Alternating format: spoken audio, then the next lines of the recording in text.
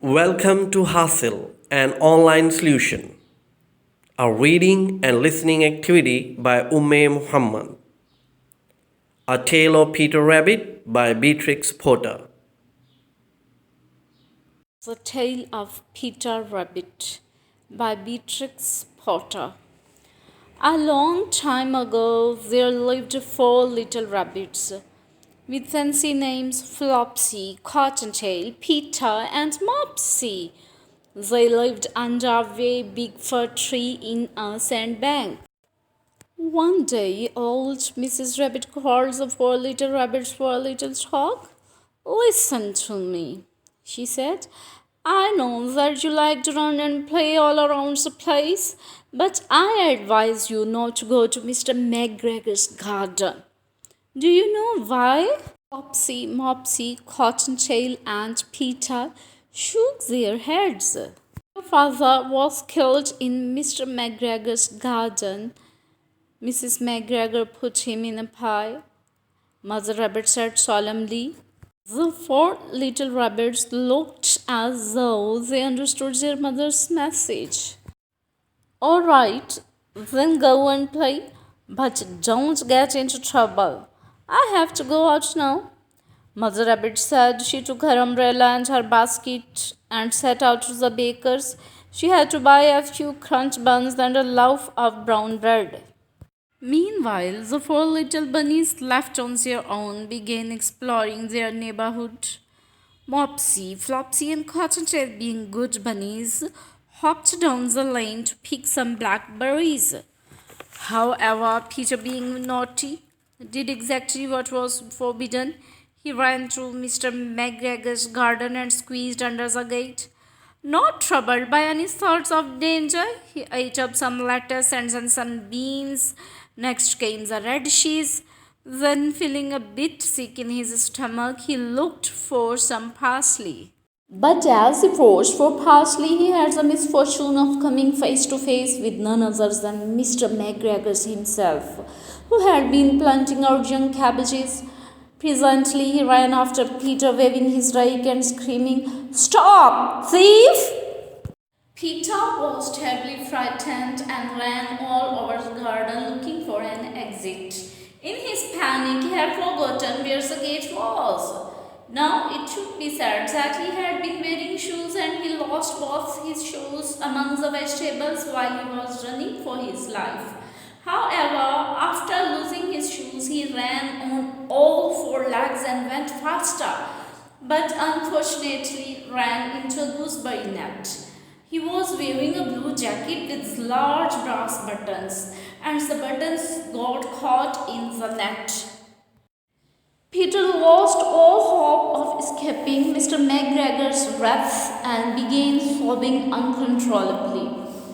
Some sparrows overheard the bunny's sobs and flew to him. They urged him to try to escape and not to give up. In the meanwhile, Mr. McGregor approached Peter with the sieve, which he wanted to catch Peter with, but Peter wriggled out, leaving his jacket behind him. Now, free of his shoes and jacket, Peter scurried at full speed into the tool shed and jumped into a can. It would have saved him had it not been full of water. Meanwhile, Mr. McGregor, being quite sure of finding Peter in the tool shed, began to look for him there in all possible hiding places. Most unfortunately, right at that moment, Peter sneezed, "Cottontail!" Mr. McGregor was soon upon him, but Peter managed to jump out of the window, which was too small for the big man to squeeze through. Therefore, Mr. McGregor stopped his chase of Peter. Having been tired of so much running around, he went back to his work. Peter sat down and took a rest. He was out of breath and was still trembling from fright. He still had no idea which way to go to escape the place. He was also very wet, having been in the can full of water. He ventured out of his hiding place and began to wander about and met a mouse and a cat. Both did not help in any way. Anyway, he did not trust the cat. He had heard enough about cats from his cousin Benjamin Bunny.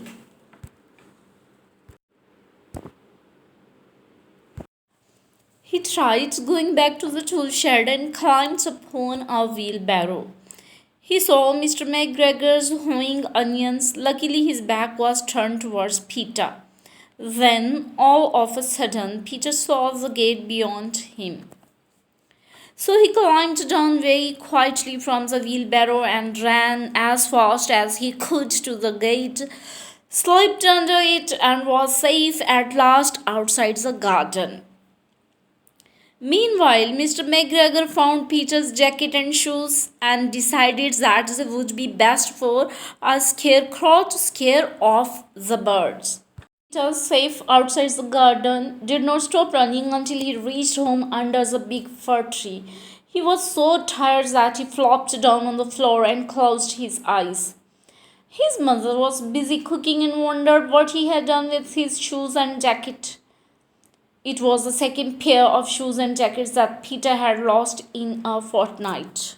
Later, she found that, well, Peter was not so fine and had a flu.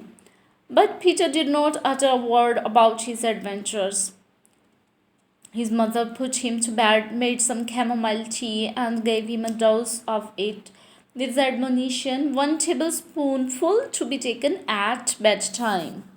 Mopsy, Flopsy, and Cottontail, who had a significantly less exciting time than Peter, were fed with milk, bread, and strawberries for supper.